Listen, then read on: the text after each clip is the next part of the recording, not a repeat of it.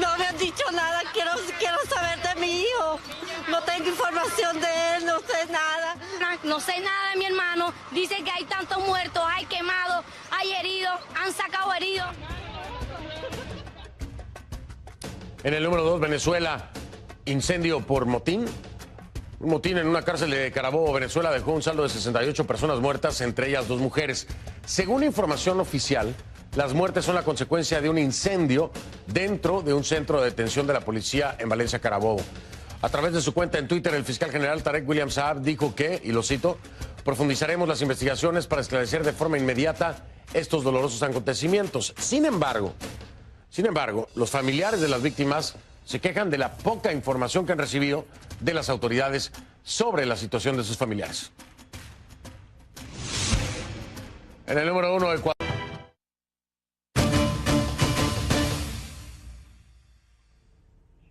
Por esta segunda media hora le pido me acompañe utilizando la etiqueta numeral #ConcluCarabobo, hashtag #ConcluCarabobo.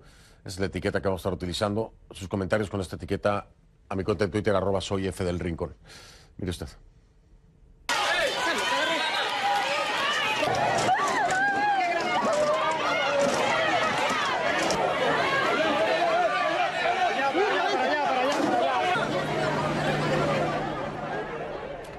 Un motín carcelario registrado este miércoles en Carabobo, al norte de Venezuela, dejó decenas de personas fallecidas. ¿Qué es lo que sabemos? Vamos por detalles. El Ministerio Público de Venezuela confirma que son al menos 68 las personas que murieron luego de un incendio en un centro de detención de la policía en Valencia, Carabobo. Al menos 68. La gobernación del estado Carabobo confirma que se trató de un motín.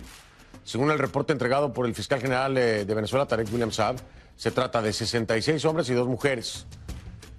Y por lo que da a entender el tuit del fiscal, estas 2 mujeres se encontraban en calidad de visitantes pernoctando en el lugar. Rafael Acaba, gobernador oficialista del estado Carabobo, anunció una investigación seria y profunda para esclarecer estos hechos. Ahora, familiares de los reclusos, se quejan de la poca información que han recibido las autoridades sobre la situación de sus familiares. A las afueras de la comandancia policial donde ocurrió la tragedia, se registraron disturbios. La fuerza pública lanzó gases para dispersar a los manifestantes. Ante ello, la Oficina de Derechos Humanos de Naciones Unidas decidió pronunciarse en un comunicado que señala lo siguiente. Dice, instamos a las autoridades venezolanas a llevar a cabo una investigación pronta, exhaustiva y efectiva para establecer la causa de estas muertes, proporcionar reparaciones a las familias de las víctimas y, cuando corresponda, identificar y llevar a los responsables ante la justicia. Agregan además, estamos preocupados por informes que indican que las fuerzas de seguridad utilizaron gases lacrimógenos para dispersar a los familiares que se habían congregado frente a la estación de policía en Valencia, estado Carabobo, para exigir información sobre sus seres queridos.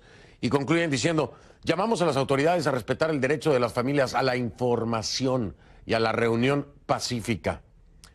Vámonos directamente hasta Valencia, capital del estado Carabobo. Ahí está nuestro Jorge Luis Pérez Varelli con más información. Jorge Luis, has estado dándole cobertura todo el día. Hay mucha confusión, pero dime de entrada, ¿cómo sentiste a la gente cuando llegaste al lugar? Buenas noches. Buenas noches para ti, Fernando, para toda la audiencia. Para ponerlo un poco en contexto y entender el nivel de incertidumbre que estuvieron viviendo los familiares de estas 68 víctimas, pues apenas llegamos a este lugar, la comisaría general, la comandancia general de la policía del estado Carabobo, se nos acercaron algunas personas que estaban allí esperando por algún tipo de información, percataron que éramos un equipo de prensa y lo primero que nos dicen es qué saben de cuántos muertos hay, y eso ya nos da un indicio pues del nivel de confusión que existía sobre todo entre las personas que están esperando algún tipo de información. Digamos que este nivel de incertidumbre lo podemos clasificar. Hubo personas que a esa hora ya sabían desde la noche que sus familiares habían muerto y lo que estaban esperando era la entrega de los cuerpos. Habían otros que llegaban y sencillamente no tenían ninguna información, habían recorrido hospitales, habían recorrido la morgue de la ciudad, habían ido a otras comandancias de la policía para saber si por casualidad sus seres queridos habían sido trasladados, pero finalmente terminaban en este sitio donde ocurrió ese incendio y sin ningún tipo de información sobre cuál será el paradero de su ser querido. Jorge Luis, a ver, quiero preguntarte algo que me ha causado mucho ruido todo el día. ¿Esto fue un incendio o fue un motín o fue un motín más incendio? Ha quedado claro, las autoridades han delineado bien de qué se trató, de un motín con un incendio acompañado o de las dos cosas. ¿Ya ha quedado claro esto? Las autoridades venezolanas a cargo del Ministerio Público lo único que han dicho es que hubo una situación irregular que derivó en un incendio. No se conoce ciencia cierta entonces de manera oficial cuál fue la causa de este incendio que durante la mañana del miércoles provocó estas muertes, estas 68 muertes. Importante mencionar, Fernando, que durante esta misma tarde ya se estaban llevando a cabo las exequias de algunos de los fallecidos. Conversamos con algunas personas que nos decían que ya habían sido trasladados hasta una funeraria y ya se les estaba pidiendo desde esa misma funeraria que fuesen enterrados alegando las condiciones en las que se encontraban, pero no todos estaban de acuerdo con eso. Incluso algunas personas nos dijeron que preferían llevar sus familiares hasta su casa, velarlos y ellos por su cuenta llevar el proceso del entierro. Vamos a escuchar justamente, Fernando, algunas de las declaraciones de las personas con las que conversamos. Está muerto, pero entregarme a mi hijo y no me lo entregan.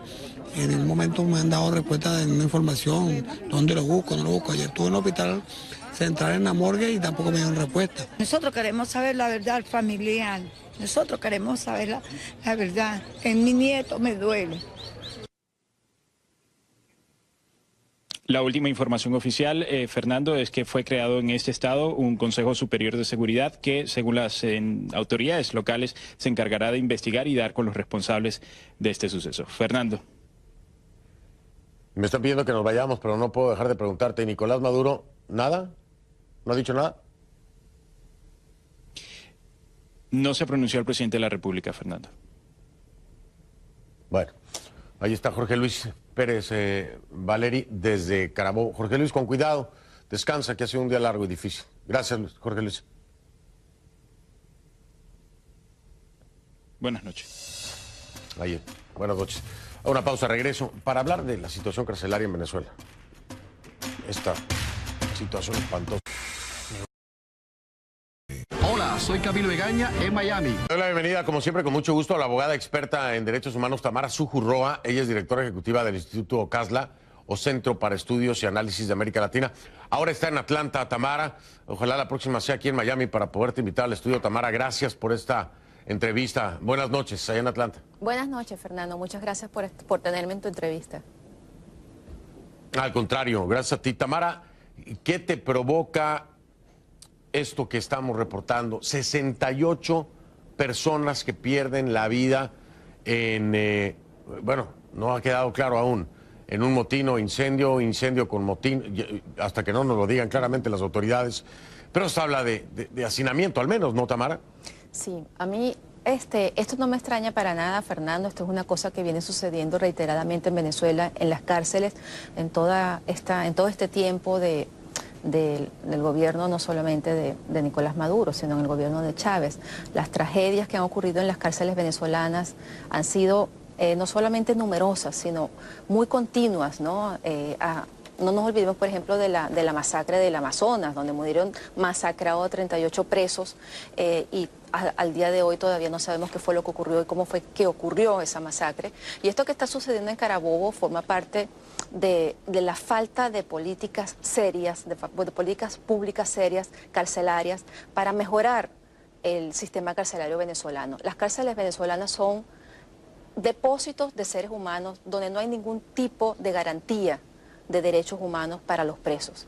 Los presos no tienen alimentos, los presos no tienen cuidados médicos, los presos no tienen medicinas, los presos se están muriendo por desnutrición, los presos se están muriendo de enfermedades como la tuberculosis, la malaria, y lo que sucedió empezó justamente porque estos presos estaban pidiendo que fueran trasladados por el hacinamiento que estaban viviendo en esta cárcel en Carabobo. No sabemos, como tú dices, si empezó por una protesta interna de un incendio o no sabemos ni siquiera cómo se propagó ese incendio. Lo que sí te puedo decir es que esa cantidad de muertos es justamente por el hacinamiento que se vivía en esa cárcel. Hay presos, he visto declaraciones hoy de entrevistas que han hecho periodistas de presos que dicen que fueron más de 68, hay presos que están hablando de más de 100 muertos, hay presos que están diciendo que algunos fueron rociados con gasolina. Por lo tanto, yo creo que esto que ha pedido las Naciones Unidas hoy de una investigación seria y eficaz y además pronta para darle a esos familiares respuesta de lo que ha sucedido en esta cárcel es urgente. Tamara, normalmente cuando hablamos del contexto de derechos humanos, que es obviamente un tema en el que tú estás no solamente empapada, sino aplicada, olvidamos que aún siendo un reo, se tienen derechos humanos. Las condiciones carcelarias a este extremo del que estabas hablando tú, acontecimientos como el de este 29 de marzo, me voy al 16 de agosto de 2017 con 38 muertos, de ahí me puedo ir a 2013, en fin, hay muchos eventos. Habla también de una violación de los derechos humanos, ¿no? Pero por supuesto, Fernando, es que justamente en los presos, en el trato de las personas que están privadas de libertad, se dice cómo el Estado respeta los derechos humanos. Los presos están bajo la custodia del Estado. El Estado está en la obligación de garantizarle la vida, la integridad física, la alimentación, la salud y sobre todo, por supuesto, en el caso de la justicia, el debido proceso. Los presos de Venezuela, primero, no tienen ningún tipo de garantías, como te decía, y no se respetan sus derechos humanos, y además el debido proceso tampoco.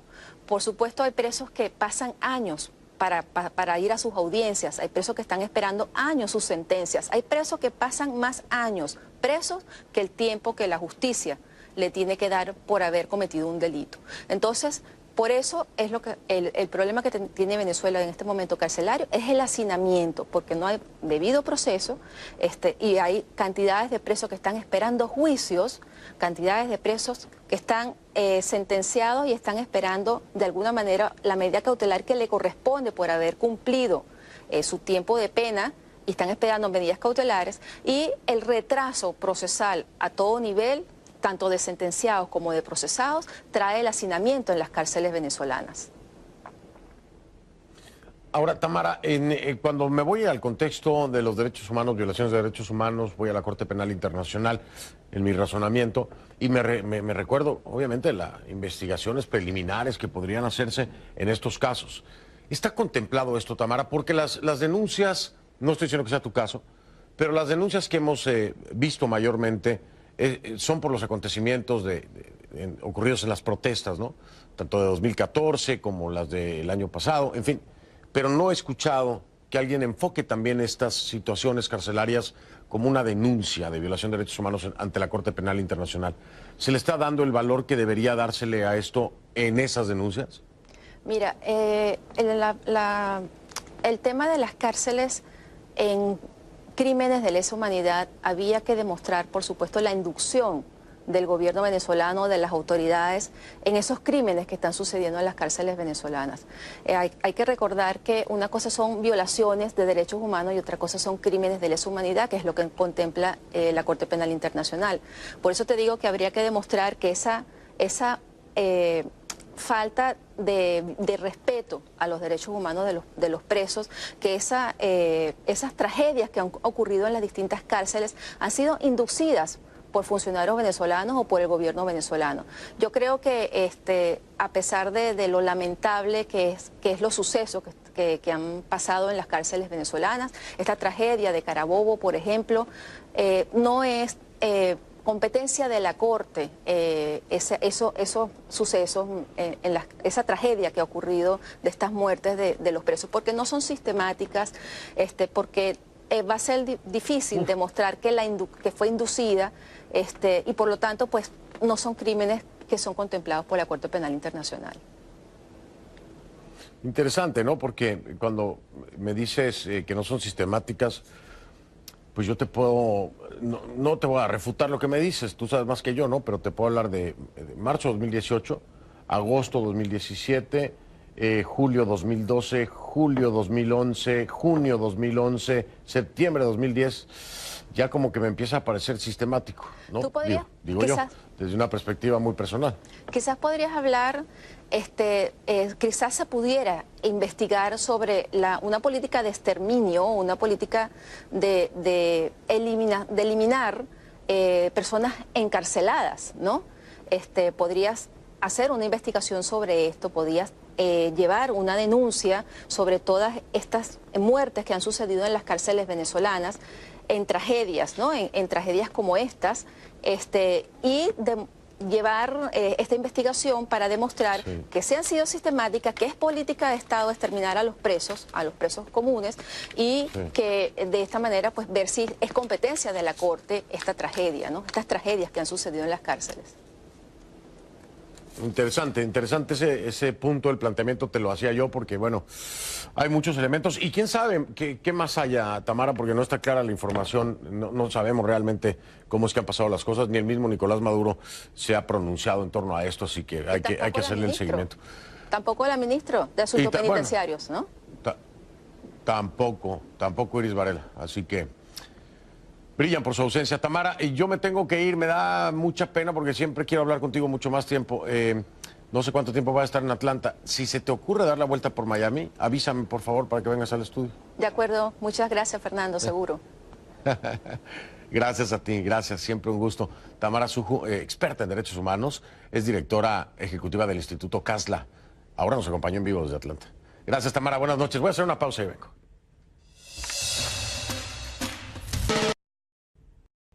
Bueno, vamos a ver qué sale de todas estas reuniones.